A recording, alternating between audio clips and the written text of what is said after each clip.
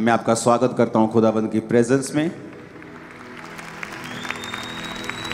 और मेरी प्रार्थना ये है कि आप परमेश्वर के साथ वफादार रह सकें। और मेरी प्रार्थना ये है कि आप उसके साथ वफादार रह के एक परमेश्वर जिस पे प्राउड करे, एक ऐसा सिपाही बन सकें। आप वैसे सिपाही ना हो कि परमेश्वर आपसे शर्म खाए। आप वैसे सिपाही ना हो जो परमेश्वर की मेहनत को व्यर्थ करते हैं। आप एक ऐसे सिपाही और ऐसे बिलीवर हों कि परमेश्वर जिस पे प्राउड करे और अय्यूब की तरह शैतान के सामने वो कहे कि तुमने ऐसा किया मेरा विश्वासी, मेरा दास, मेरे वचन पे चलने वाली, क्या तूने देखा है? आमीन। आपकी फैमिली पर भी ये ग्रेस हो यीशु मसीह के नाम में। आपकी लाइफ पर भी यही ग्रेस हो यीशु मसीह के नाम में। आप एक ऐसा योद्धा हो शैतान जिससे हमेशा शर्मिंदा रहे, और आप एक ऐसा योद्धा हो शैतान जिस पर कभी फतह प्राप्त ना कर सके। आप एक ऐसा योद्धा हो शैतान आपको देखकर हमेशा शर्मिंदा रहे। आप एक ऐसा योद्धा हो कि परमेश्वर जब आपको देखे वो आपको हर वक्त बढ़ाने के बारे में सोचे, ना कि घटाने के बारे में। आमीन। ऊंचाई आशीष हमारी है चर्च। Hallelujah, hallelujah. आने वाले समयों में हमें प्रार्थना करनी होगी। ये मत सोचो ये चर्च कि आज आप अपने फलाने काम के लिए आए हैं, वो भी सच है। आज मैं ये प्रार्थना अपने लिए करना चाहता हूँ, मैं ये डिलीवरेंस चाहता हूँ, लेकिन आप ये मत भूलिए कि परमेश्वर की कलीसिया इसीलिए पैदा होती है कि वो परमेश्वर के विजन के मुताबिक प्रार्थना कर सके। जो कुछ परमेश्वर का दर्शन है, अगर आप उसके मुताबिक प्रार्थना करते हैं, अपने बॉडी को, अपने टाइम को परमेश्वर के लिए, उसके मकसद के लिए देते हैं, तो आपकी लाइफ में डिलीवरेंस एंटर करती है। बहुत से लोग आप उनको देखें जो क्रिश्चियन घराने के हैं, हर संडे चर्च जाते हैं, लेकिन उनकी लाइफ में आपको 1% भी डिलीवरेंस नजर नहीं आएगी। क्यों? ऐसा क्यों? वो चर्च भी जाते हैं, क्या उनकी जिंदगियां सही नहीं है? बिल्कुल सही है, लेकिन फिर डिलीवरेंस क्यों नहीं है? क्योंकि जिस दर्शन में आप जाते हैं, अगर उस चर्च का दर्शन नहीं है रूहें बचाना, और वो परमेश्वर के प्लान में नहीं है, तो उसके मुताबिक फिर वो आपको होमवर्क भी नहीं देगी।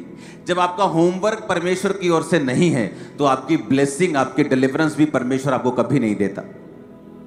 जब पौलुस ये वचन लिख रहा था कि अब मेरा परमेश्वर तुम्हारी हर घटी को महिमा सहित मसीह यीशु में पूरा करेगा, यानी तुम्हारी हर घटी को वो इज्जत के साथ कंप्लीट करेगा।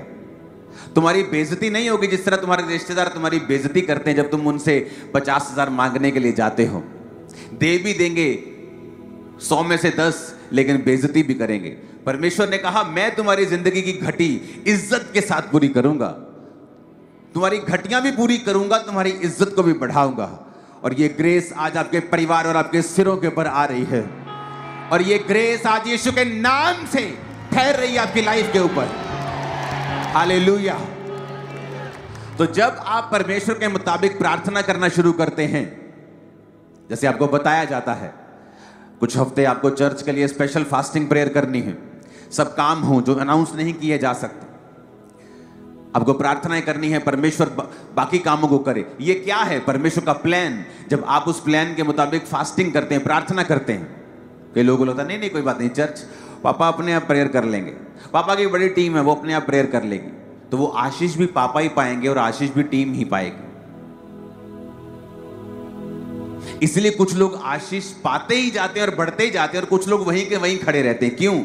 उन्हें यह समझ नहीं आती कि चर्च में हमारा एंटर करने का मकसद सिर्फ आशीष लेना नहीं है, बल्कि अपनी जिंदगी को उस तरीके से चलाना है कि परमेश्वर का मकसद उनकी जिंदगियों से पूरा हो सके। मेरे एक स्पिरिचुअल ब्रदर है, बहुत कम लोग हैं जिनसे मैं रियल मिलता हूं, कंफर्ट फील करता हूं। वो भी मुझसे बहुत प्यार करता है। वो मेरा भाई, वो मेरे भाई साहब जो रहते हैं बाहर फॉरेन में, अमेरिका में, तो उनके जो स्पिरिचुअल फादर हैं वो ट्रम्प, जो प्रेसिडेंट ट्रम्प है, उनकी एडवाइजरी टीम में है। वो उसका एक हिस्सा है, बड़ा हिस्सा।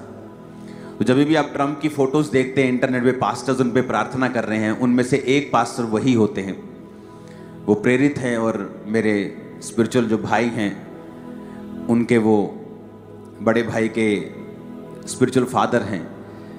तो एक मैसेज जो परमेश्वर हमें बार बार दे रहा है कि जिस तरह आप न्यूज़ को सुन रहे हैं, ट्रंप ने पूरी दुनिया को हिला के रखा हुआ है, रखा है कि नहीं रखा, लेकिन परमेश्वर ने कहा हमें उनके लिए प्रार्थना करनी होगी, क्योंकि शैतान एनिमी अब अटैक्स के बारे में सोच रहा है, उसको टर्न डाउन करने के लिए, उसको धीरा करने के लिए, उसकी फायर को कम करने के लिए, खत्म करने के लिए। जब आप इन प्रार्थनाओं को सुनते हैं कि हमें ये प्रार्थना करनी है, हमें प्रेसिडेंट ट्रंप के लिए प्रार्थना करनी है, हमें अपने देश के लिए प्रार्थना करनी है, हमें इन चीज़ों के लिए प्रार्थना करनी है, हमें चर्च के लिए प्रार्थना है, आपको लगता है कि शायद ये सिंपल चीज़ें हैं। ये सिंपल नहीं है, ये परमेश्वर का मास्टर प्लान है। परमेश्वर कुछ बड़ा करने जा रहा है। जब आप उस बड़े करने में अपने साझीदार बन जाते हैं और प्रार्थना करने लगते हैं, तो परमेश्वर को ऐसा लगता है कि जो मेरा दुनिया के लिए योजना है, जो मेरी लोगों के लिए प्लानिंग है, ये उस प्लानिंग का हिस्सा है। मेरा मास्टर प्लान है ना, जो ये आदमी, ये औरत, ये भाई उस प्लानिंग का हिस्सा है। ये मेरा एक को वर्कर है, ये मेरा सहकर्मी है, मेरे साथ काम कर रहा है, ये मेरी योजना को पूरा करने की कोशिश कर रहा है। तो परमेश्वर आपका ध्यान रखता है, वो आपको वॉच करता है, आपकी प्रार्थनाओं का उत्तर जल्दी देता है। एनिमी को मौका नहीं देता कि वो आपकी लाइफ के ऊपर कब्जा कर ले, वो शैतान को मौका नहीं देता आपको वो खत्म कर दे, मार दे। कितने मेरी बात को समझ रहे हैं? इंस्ट्रक्शंस को फॉलो करना बड़ा इंपॉर्टेंट है। कुछ साल पहले की बात है, एक लड़का था, मैं आपको स्टोरी बताऊंगा मुहावरे में, समझनी आपको खुद ही है। एक पास्टर के साथ वो काम करता था और उस पास्टर ने उससे कहा कि बेटा तेरे घर में जहां से तू आया है ना, वहां श्राप बहुत हैं, कर्स बहुत हैं, तो तू घर ना जाया कर, अलग रह थोड़ी देर, ताकि तू प्रार्थना में बढ़ सके। एक समय आएगा जब परमेश्वर तेरे को भेजेगा, लेकिन तब तू उनके कर्ज से इफेक्ट नहीं होगा, बल्कि तेरी सामर्थ्य से वो इफेक्ट होंगे। कितने मेरी बात को समझ रहे हैं? एक समय आता है जब परमेश्वर आपको अलग कर देता है। मेरे दोस्तों से परमेश्वर ने मुझको अलग कर दिया, क्योंकि वो समय था अगर मैं उनके इन्फ्लुएंस में होता तो उनका प्रभाव मेरे पे ज्यादा था, मैं ज्यादा उनसे प्रभावित था। तो अगर वो मेरी लाइफ में होते, तो जब मैं मसीह में आया, अगर वो मुझसे कहते कि तुझे नहीं जाना चर्च, तो हो सकता मैं चर्च जाना छोड़ देता। तो परमेश्वर ने पहले वो रिमूव किए, बड़े ही स्ट्रेटेजिकली, बड़े ही अजीब तरीके से, मैं बता नहीं सकता, परमेश्वर ने ऐसे तरीके इस्तेमाल किए और अलग कर दिया।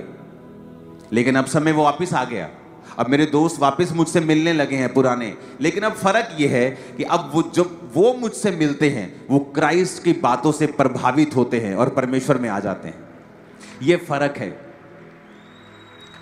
तो जब हम ये बात सुनते हैं कि हमें प्रार्थना करनी है चर्च के लिए, फास्टिंग करके, अपने परमेश्वर के दास के लिए, हमें प्रेसिडेंट ट्रंप के लिए, हमें प्राइम मिनिस्टर मोदी जी के लिए, अपने देश के लिए हमें प्रार्थना करनी है, जब आप इस बात को समझते हैं और प्रार्थना करने लगते हैं सीरियसली, तो परमेश्वर आपकी ओर देखता है कि ये वो वेसल है, ये वो बर्तन है, एओ पांडा जड़ा मेरे कम्मा लिए इस्तेमाल हो रहा है। ये वो बर्तन नहीं है, ये वो एसी नहीं है जो खराब है और कबाड़ में पड़ा है।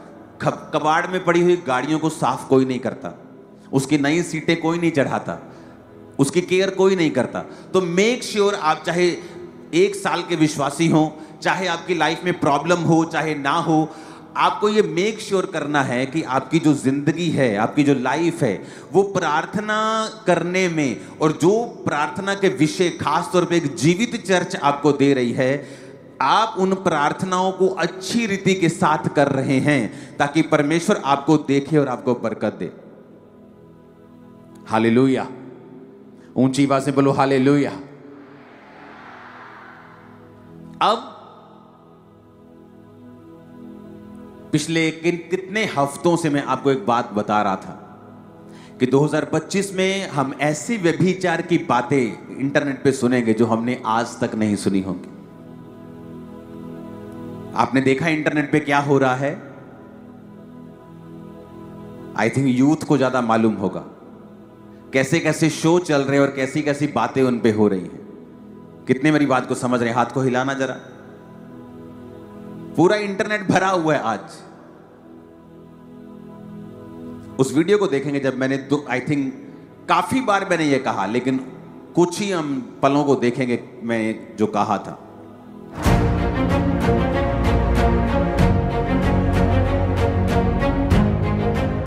हालेलुया। जैसे कि आप जानते हैं कि परमेश्वर अपने दासों के ऊपर आने वाली बातों के बारे में पहले से ही उन भेदों को प्रकट करता है। परमेश्वर के दास प्रेरित अंकुर यूसुफ नरूला जी के ऊपर परमेश्वर ने आने वाली बातों को बताया कि किस तरह से आने वाले समय में धरती के ऊपर पाप बहुत बढ़ जाएगा, गंदगी, अश्लीलता बहुत ज्यादा बढ़ जाएगी।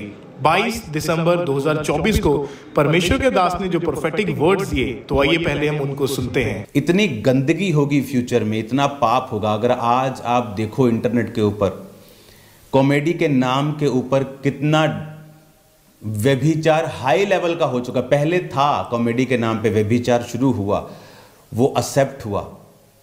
जब वो एक्सेप्ट हुआ फिर शैतान ने अगला वार लॉन्च किया। अब आप देखो इंटरनेट के ऊपर कॉमेडी के नाम के ऊपर एक बहुत ही हैवी लेवल का पाप जो है वो चल पड़ा है। लेकिन उसके बाद फिर एक अलग लेवल आएगा और लेवल आएगा। और फिर इसके बाद 30 जनवरी 2025 को फिर से परमेश्वर ने अपने दास के ऊपर उन बातों को जाहिर किया और परमेश्वर के दास ने आने वाले समय में फैलने वाली इस गंदगी के बारे में पहले से ही बता दिया था। आप देखेंगे लोग बुरे के बाद बुरे होंगे, व्यभिचार पूरा महिमा मंडित होगा, गंदे लोगों की वाह वाह होगी, बहुत सारी चीजें होंगी जो आप इमेजिन नहीं कर सकते कि ऐसा हो सकता है। क्योंकि जब पाप बढ़ता है तभी नाश होता है। लोग दुखी होंगे बहुत, रोएंगे बहुत, लेकिन आपको प्रार्थना करनी कि प्रभु आपको बचा के रखे, हमारे देश को बचा के रखे। हालेलुया। कॉन्टिन्यूज में आपको बता रहा था कि ऐसा होगा कि अब शोज के ऊपर कैसी बातें चल रही है कि तुम अपने माता पिता को गलत करने देखना चाहते हो या उनके साथ गलत करना चाहते हो।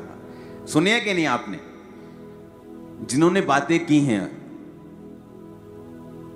मैं उनके बारे में बात नहीं कर रहा हूं। जो है अंधेरे में, जिसको वचन की नॉलेज नहीं है, उसकी मिस्टेक नहीं, लेकिन मैं उसके पीछे आपको कौन दिखा रहा हूं? शैतान,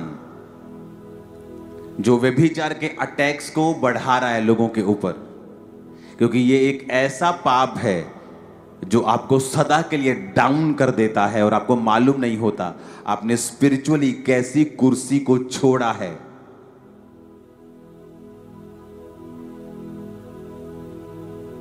अब क्या करना चाहिए?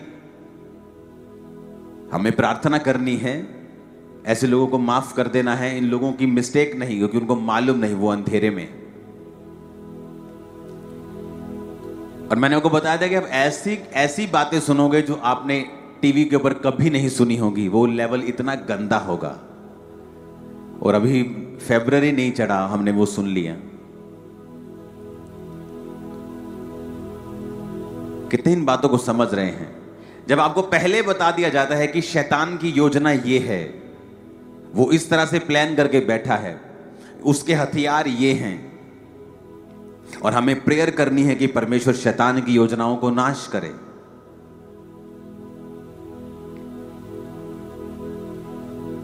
जब आप न्यायों की पुस्तक उसका 13 अध्याय पढ़ते हैं, उसकी 2 आयत में लिखा, दानियों के कुल का सोरावासी मानोह नामक एक पुरुष था, जिसकी पत्नी के बांझ होने के कारण कोई पुत्र ना था। इस स्त्री को यहोवा के दूत ने दर्शन देकर कहा, सुन, बांझ होने के कारण तेरे बच्चा नहीं, परंतु अब तू गर्भवती होगी और तेरे बेटा होगा। इसलिए तू सावधान रहे, ना तू दाख मधु और ना किसी भांति की तू मदिरा पी और ना कोई अशुद्ध वस्तु खा, क्योंकि तू गर्भवती होगी और तेरे एक बेटा उत्पन्न होगा और उसके सिर पर छुरा ना फिरे, क्योंकि वो जन्म से ही परमेश्वर का नाज़ीर होगा। इज़राइलियों को पलिश्तियों के हाथ से वही छुड़ाएगा। उस स्त्री ने अपने पति के पास जाकर कहा, परमेश्वर का एक जन मेरे पास आया था, जिसका रूप परमेश्वर के दूत का सा अति भय योग्य था, और मैंने उससे ना पूछा कि तू कहाँ का है, ना उसने मुझे अपना नाम बताया। अगर आप पूरी बाइबल में देखेंगे तो आपकी उंगलियां भी ज्यादा होंगी और इंसिडेंट और ऐसी घटनाएं कम मिलेंगी जहां पर किसी स्वर्गदूत ने किसी व्यक्ति के आने से पहले उसके बारे में बताया हो। किसी स्वर्गदूत ने उस व्यक्ति के जन्म लेने से पहले बताया हो। मैंने कहा उंगलियां आपकी ज्यादा हैं, ऐसी घटनाएं आपको बाइबल में कम मिलेंगी। आपको इस घटना के ये मिलेगी, आपको जीसस क्राइस्ट, आपको यूहन्ना बपतिस्मा देने वाला, आपको ऐसे बहुत कम लोग मिलेंगे जिनके जन्म से पहले दूतों ने डिक्लेयर किया था और बताया था कि ये लोग जन्म लेंगे और ये परमेश्वर के खास मकसद के लिए ठहराए गए हैं। और अब जब ये दूत इसको मिलता है और उसको बताता है, अब आपने ये भी बात नोटिस की होगी कि जब ऐसे व्यक्ति जन्म लेते हैं, अब हमेशा आप देखोगे दोनों ही इंसिडेंट्स में कि इन दोनों की जो उम्र थी वो ज्यादा थी।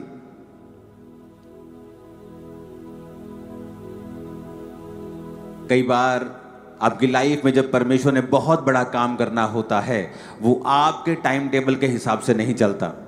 आपको लगता है कि मैं बहुत लेट हो गया हूं, मेरी लाइफ में तो मैं इतने साल का हो गया हूं, और मैं तो इतने साल की होगी, मेरी शादी नहीं हो रही, मैं इतने साल का हो गया, मेरी लाइफ में ये काम नहीं हुआ। कई बार जब परमेश्वर एक खास मकसद के तहत आपको लेके चलता है और अगर आप पाप में ना गिरे और परमेश्वर के मकसद में रहें, तो फिर जो आपकी लाइफ में पैदा होगा वो दूसरों की लाइफ में नहीं होगा। आप नोटिस करेंगे, आपकी लाइफ में जो ग्रेस होगी वो दूसरों की लाइफ में नहीं होगी।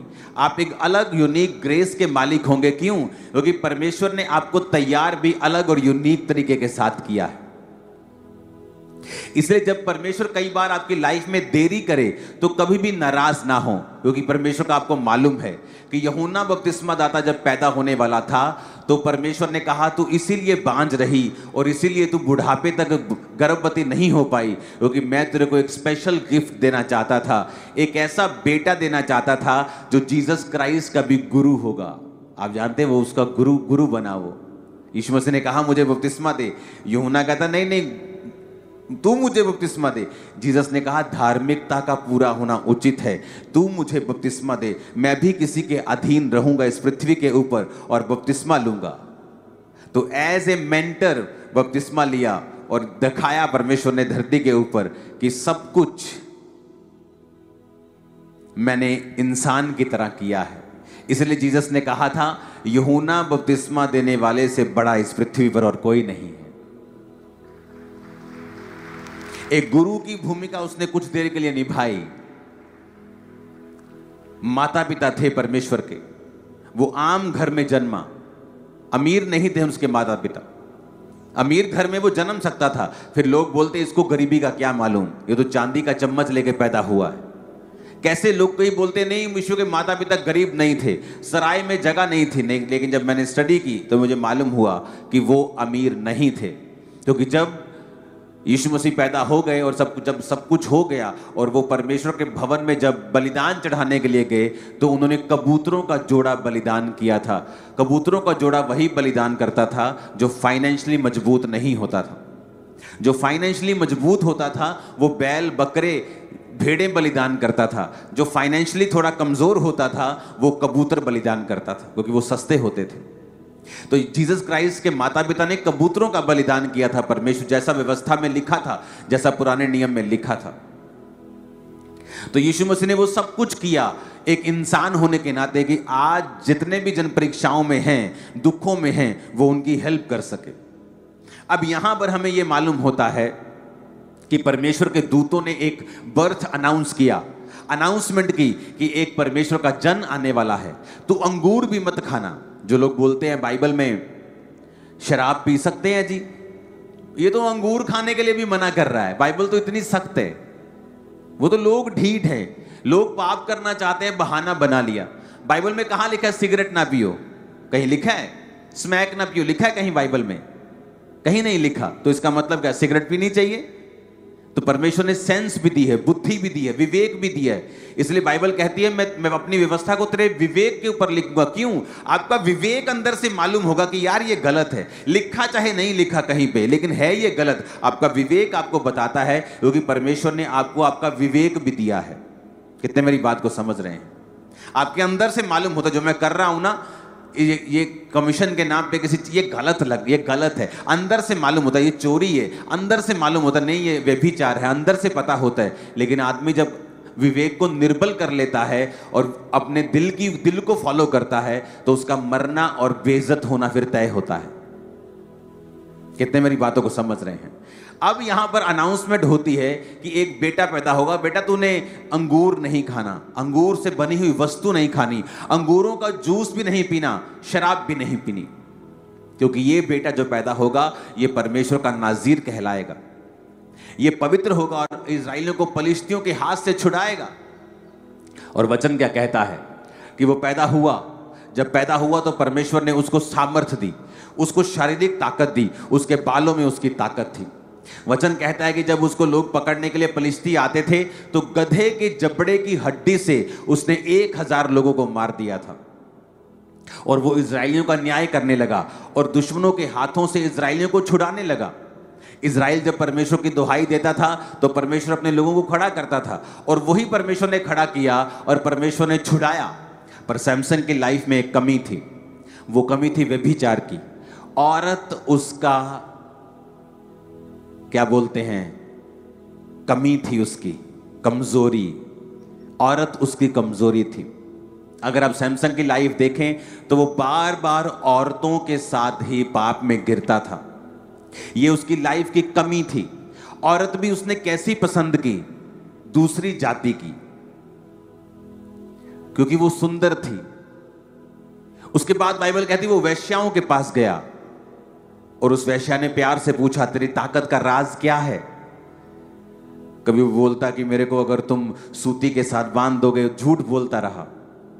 एंड में जब उसने बहुत दबाया और उसने कहा कि मेरी ताकत का राज मेरे बालों में है, अगर कोई मेरे बाल काट दे तो यहोवा का आत्मा मुझसे चला जाएगा और मेरी ताकत भी चली जाएगी, क्योंकि मैं यहोवा का नाज़ीर हूं। और जब वो सोया उसके घुटनों के ऊपर उसने बाल काट दिए और तब उसने पलिश्तियों से कहा आओ अब की बार पकड़ लो, क्योंकि अब ये मेरे को मालूम हो गया, सच बोला है, अब इसकी ताकत जा चुकी है। जब पकड़ने के लिए वो आए तो उसने फिर झटका देने की कोशिश की और क्या देखा कि वो एक आम आदमी बन चुका है। कुछ लोगों को लगता है कि सैमसन बड़ा मजबूत था, 8 फुट का होगा, बड़ा ताकतवर होगा, लेकिन सैमसन एक आम आदमी और आम स्ट्रक्चर वाला आदमी था। उसका बॉडी स्ट्रक्चर आम आदमी की तरह था। इसलिए तो लोग हैरान होते थे कि ये हमारे जैसा आम आदमी है, लेकिन जब यहोवा का आत्मा इस पे उतरता है तभी ये 1000 बंदे को उसने मार दिया, तभी उसने बड़े बड़े काम किए, पूरी पूरी आर्मी को हरा देता था। इसलिए तो लोग हैरान होते थे कि परमेश्वर का आत्मा जब इस पे उतरता तो ये आम बंदा इतने बड़े बड़े काम कैसे कर सकता है। इसलिए बाइबल में लिखा है ना बल से ना शक्ति से बल्कि तेरी आत्मा के द्वारा। हालेलुया, जोर से हालेलुया बोलो जरा। तो जब उसने जब सबको मारता था, लेकिन जब पावर चली गई, बाइबल कहती उसको पकड़ लिया गया। जब उसको पकड़ा तो वचन कहता है न्यायों 16 उसकी 21 में, तब पलिश्तियों ने सैमसन को पकड़कर उसकी आंखें फोड़ दी, उसे गाजा को ले जाकर पीतल की बेड़ियों से जकड़ लिया और वह बंदी गृह में चक्की पीसने लगा। इमेजिन करो, जिस व्यक्ति को पलिश्तियों को मारने के लिए चुना है वही पलिश्तियों ने उसकी आंखें फोड़ दी।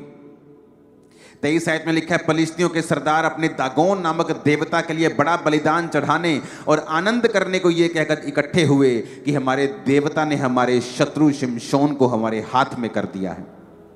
जब लोगों ने उसे देखा और ये कहकर अपने देवता की बढ़ाई की, हमारे देवता ने हमारे शत्रु, हमारे देश का नाश करने वाले को, जिसको हमने जिसने हम में से बहुतों को मार डाला, हमारे हाथ में कर दिया है।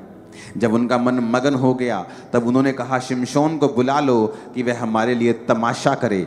इसलिए शिमशोन बंदी गृह से बुलवाया गया और कि वह उनके लिए तमाशा करने लगा और खंभों के बीच में खड़ा कर दिया गया। अब एक व्यक्ति को वो कितना इंपॉर्टेंट होगा हम इस बात से समझ सकते हैं कि दूत आके उसकी अनाउंसमेंट कर रहे हैं, उसकी माँ को स्पेशल इंस्ट्रक्शन दे रहे हैं कि कोई तूने अंगूर नहीं खाना, किशमिश नहीं खानी, मुनक्का सौगी नहीं खानी, है ना।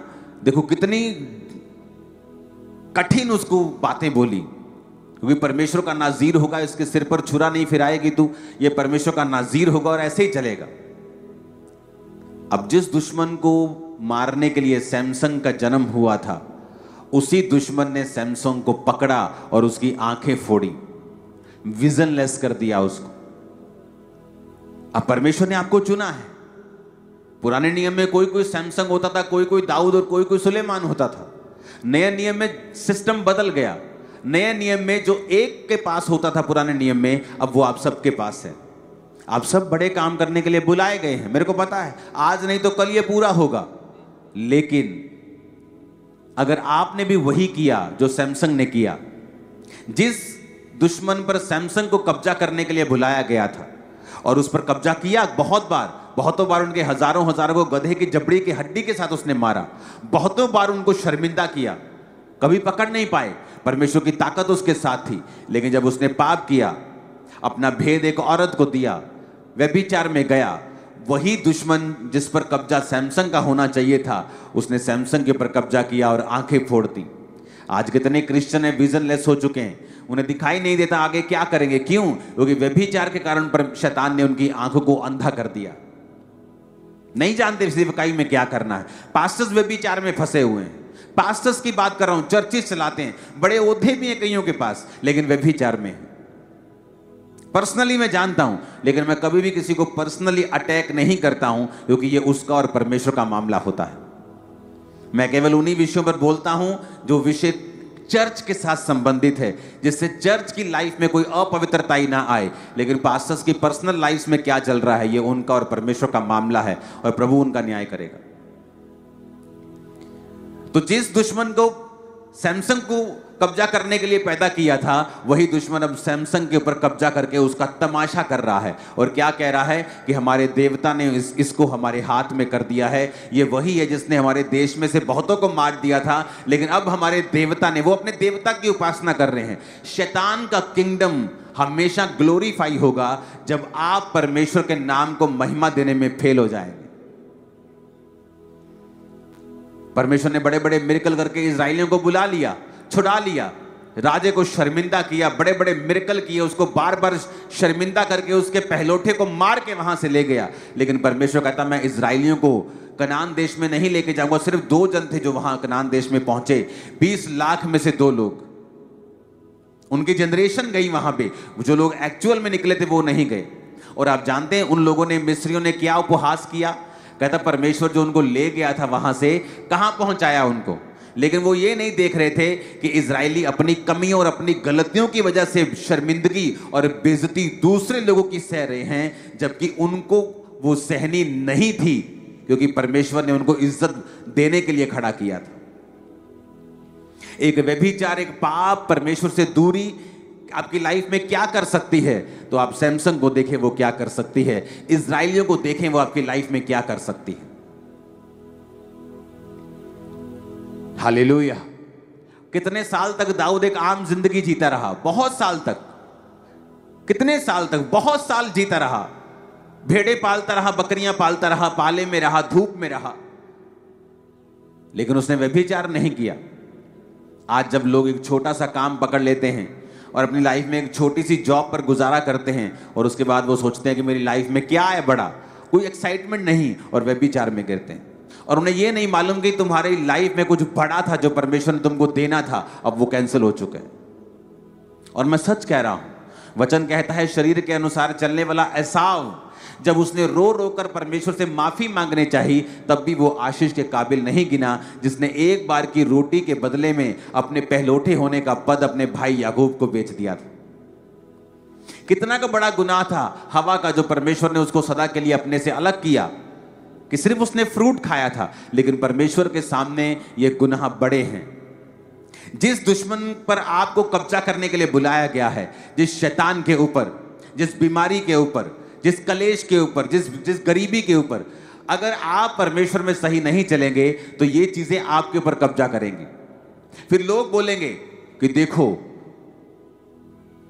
ये बड़ी बातें करता था, लेकिन इसकी लाइफ में देखो कितनी बीमारियां हैं, कितनी तकलीफें हैं। और वो ये नहीं देखेंगे कि आप परमेश्वर में सही नहीं चले, या आपने व्यभिचार किया, या आपने गलत काम किए। वो ये देखेंगे कि आपकी लाइफ में रिजल्ट क्या है। इसलिए जो लोग परमेश्वर को फेल कर देते हैं वो श्रापित के बाद श्रापित होते जाते हैं, और जो लोग परमेश्वर के सामने फेल नहीं होते और परमेश्वर की महिमा को बरकरार रखते हैं और अपनी लाइफ को परमेश्वर के स्टैंडर्ड के मुताबिक रखते हैं, वो आशीषित के बाद आशीषित होते जाते हैं, क्योंकि यही परमेश्वर की योजना है उनकी लाइफ में। अब आपने ये डिसाइड करना है कि जिस काम के लिए प्रभु ने आपको चुना है, आपको वो काम करना है या आपको शरीर के पीछे चलना है। तुम शरीर के अनुसार चलोगे तो मरोगे, शरीर के अनुसार चलोगे तो तुम बेइज्जती की जिंदगी गुजारोगे। अगर आप इंटरनेट पे देखें, बहुत से लोग जिन्होंने सारी उम्र इज्जत गवाई, वे व्यभिचार का एक काम किया और इज्जत मिट्टी में मिल गई। वचन कहता है थोड़ी सी मूर्खता बुद्धि और प्रतिष्ठा को कम कर देती है। सारी उम्र इज्जत कमाते गए और बुढ़ापे में कुछ ऐसा कर दिया, सारी इज्जत खराब कर ली। क्योंकि बाइबल कहती है जहां व्यभिचार होगा वहां नाम धराई होगी। उसकी नाम धराई कभी नहीं मिटेगी। जो व्यभिचार का पाप करता है उसकी बेइज्जती लाइफ टाइम परमेश्वर का कभी खत्म नहीं होगी। लाइफ टाइम की बात कर रहा है वो। दाऊद ने पाप किया, उसका असर माफी के बाद भी उसके मरते दम तक रहा। मरते दम तक उसके बच्चे आपस में लड़ते रहे, क्योंकि यह उस तलवार का नतीजा था जो उसने हित्ती उरिया के ऊपर चलवाई थी। पाप माफी मिल जाती है लेकिन उसका असर खत्म नहीं होता कभी भी। जिस व्यक्ति के साथ आप व्यभिचार करते हैं, आपके मरने तक आपको माफी मिल भी जाए, लेकिन मरने तक जो स्पिरिट उस व्यक्ति, उस औरत या उस भाई में थी, वो आपके अंदर रहती है और आपके मरते दम तक रहती है। याद रखना, चाहे आप 40 रोजे 40 बार भी रख लें, वो खत्म नहीं होगी। माफी मिल जाएगी, प्रभु आपको ब्लेस कर देगा, लेकिन उसका असर कभी खत्म नहीं होगा। इसलिए परमेश्वर ने कहा तुम बाकी जितने व्यभिचार करते हो शरीर से बाहर है, लेकिन व्यभिचार जो करते हो वो शरीर के अंदर है, बाकी पाप शरीर से बाहर है। व्यभिचार करने वाला अपने ही शरीर के विरुद्ध पाप करता है। और सोचो आप किस काम के लिए बुलाए गए हो, वो काम कभी पूरा नहीं होगा। इमेजिन करो जो शर्मिंदगी फलिस्तियों को मिलती थी सैमसन की लाइफ से, पकड़ने के लिए आते थे, मार खा के जाते थे, हजार आते थे, गधे की जबड़ी की हड्डी से वो बड़ी बड़ी तोपें फेल कर देता था, शर्मिंदे होते थे। लेकिन जैसे ही उसने खुद गलती की और व्यभिचार में गया और परमेश्वर का आत्मा चला गया, अब वही दुश्मन उसको शर्मिंदा करने लगे।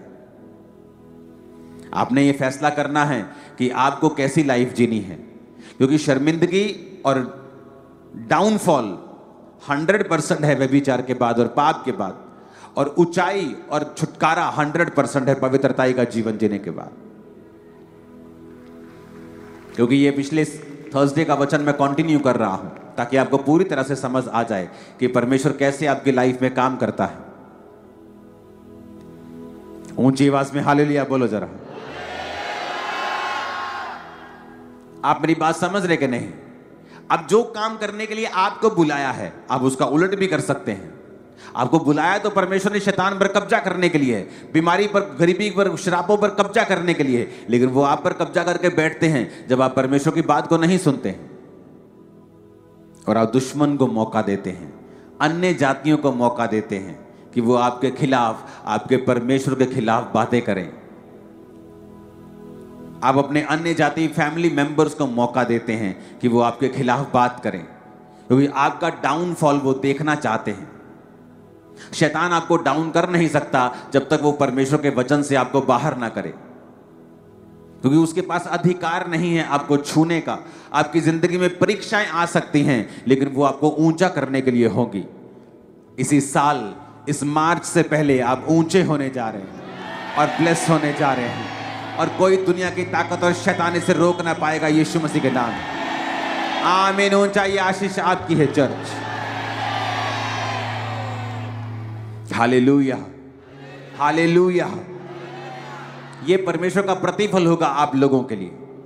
वो हेल्पर्स देगा, डिवाइन हेल्पर्स देगा, डिवाइन इन्फ्लुएंस देगा, वो ताकत देगा, बरकत देगा, सामर्थ देगा, रास्ते ओपन करेगा, फाइनेंशियली ब्लेस करेगा, सब तरफ से फेवर आपको देगा, शैतान की योजनाओं से आपको बचा कर रखेगा, आपकी आंखें वो खोल के रखेगा, शैतान को आपकी लाइफ में वो शर्मिंदा करके रखेगा। एक्सीडेंट सामने से आएगा तो आप पहले ही हट चुके होंगे वहां से। आमीन। मेरे को खड़कने वाला चाहिए। हालेलुया। कितना बेनिफिट है उसके वचन के अनुसार चलने से, और कितना नुकसान है उसके वचन से हटने से। जिस दिन आपकी पूरी आंखें खुल जाएंगी उस दिन आप समझ जाएंगे। क्या स्ट्रगल नहीं होता? होगा। आपका शरीर स्ट्रगल करेगा, आपका शरीर आप स्ट्रगल करेंगे शरीर में। ज्यादा स्ट्रगल, ज्यादा प्रार्थना करो, ज्यादा फास्टिंग करो, जब तक तुम उस पाप के ऊपर फतह प्राप्त नहीं कर लेते। और फास्टिंग करो और प्रेयर करो, और फास्टिंग करो और प्रेयर करो, जब तक तुम उस शरीर को जीत नहीं जाते। तुम शरीर जीत जाओगे, दुनिया जीत जाओगे, जग जीत जाओगे। मैं बता रहा हूं, आप ऐसे काम करोगे पॉसिबल नहीं होगा एक ह्यूमन के लिए। आपको कॉपी करना लोगों के लिए मुश्किल होता जाएगा, क्योंकि वो काम इतने बड़े होंगे आपकी लाइफ में। हालेलुया। तैयार हैं वचन के अनुसार चलने के लिए? और ये आप समझ गए हैं कि आपको परमेश्वर ने सैमसंग की तरफ बुलाया बड़ा काम करने के लिए, डिवाइन पावर आपको दी है। लेकिन शैतान को भी पता है, और वो स्ट्रेटेजिकली आपको ऐसी घटनाओं में शामिल करेगा, ऐसे लोग लेके आएगा कि आप उन चीजों में गिरें, और उसके बाद आप बिल्कुल व्यर्थ होंगे। आप चाहे बड़े से बड़े सैमसंग क्यों ना हो, लेकिन प्रभु की निगाह में आपकी वैल्यू जीरो होगी, और शैतान आप पर कब्जा करेगा, और आपकी लाइफ में पहली वाली बात कभी वापस नहीं आएगी। ये डेंजरस है। कलीसिया का पाप में चलना एक डेंजरस चीज है, जो उनको अब समझ ना आए लेकिन फ्यूचर में आएगी। क्योंकि परमेश्वर ने बाइबल में लिखा, वो सब चीजों को साफ साफ दिखाएगा, सब न्याय को करेगा, ताकि लोग ये ना कहें मैंने ये किया लेकिन मेरी लाइफ पे कोई असर नहीं हुआ। क्योंकि सब तराजू, उसके हाथ में जो लिखा तराजू है, वो पूरा तौलते हैं, वो पूरा न्याय करते हैं। वो बड़े और छोटे को बख्शता नहीं, वो उसके वचन के अनुसार ही रहता है। हालेलुया। आप ब्लेस होंगे और आप आगे बढ़ेंगे। आप तौबा करेंगे यार, आज आगे बढ़ेंगे बहुत बड़ी विधि के साथ। Hallelujah, hallelujah. तैयार है वचन के अनुसार चलने के लिए? उसके वचन के ऊपर आपको भरोसा रखना होगा। साइलेंट टाइम पर भी, जब लाइफ छोटी हो, आशीषें कम हो, तब भी। क्योंकि वो बिना परखे किसी को ऊंची पदवियां नहीं देता, किसी को नहीं देता। बिना परखे वो किसी को नहीं देता। एक लाडले बच्चे को वो देश का प्रधानमंत्री नहीं बना सकता, इसलिए उसने यूसुफ को गड्ढे में डाला। जब उस गड्ढे में डाला, बिक गया, पोछा झाड़ू करने लगा, उस घर का बड़ा नौकर बन गया, अधिकारी बन गया। कुछ रिलीफ मिला ही था, फिर जेल में चला गया। और जेल में बाइबल कहती परमेश्वर का वचन उसे कसौटी के ऊपर कसता रहा। सांकलों में बंधे होने के बावजूद भी उसने परमेश्वर के वचन को छोड़ा नहीं। फिर जेल में भी फेवर हुआ। अगर आप प्रभु के वचन के अंदर हैं, मैं आपकी लाइफ पर भविष्यवाणी करता हूं, आप और आपके बच्चे एक ऐसा फेवर हासिल करेंगे इस साल। आप और आपके बच्चे एक ऐसा फेवर हासिल करेंगे इस साल, जो आपके पूरे खानदान ने कभी नहीं देखा होगा। आप और आपके बच्चे एक ऐसा फेवर देखेंगे इस साल, जो आपने कभी ना देखा होगा, ना सुना होगा। आपका परिवार एक ऐसा फेवर पाएगा खुदा से, आपने कभी ना देखा होगा, ना सुना होगा। आमीन। ऊंचे वाला चाहिए, बरकत ऊंची होगी चर्च।